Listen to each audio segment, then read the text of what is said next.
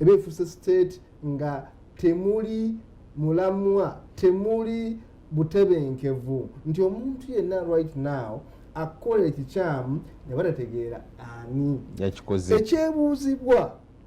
mmwe abatulaba namwe abatuwuliriza weebuuze nti obutumwa buno bubaddewo okuva ku Joan Kagezi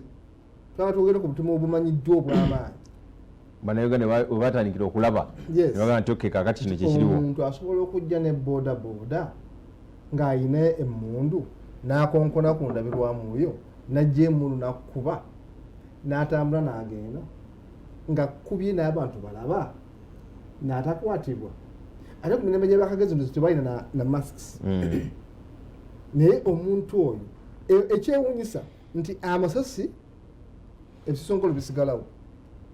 naye nga mulina forensic department tesobola na kunoonyereza kumanya nti esasi lyavudde emmundu ki era emmundu yayiseewa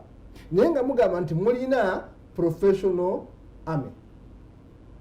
mulina investigative department eziri up to date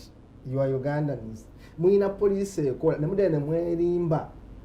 ne batta ba sheikhs abasiraamu bangi waliwo mawiya oweawe yali wa bugiri mutata wa mukwano gwange yalina LC5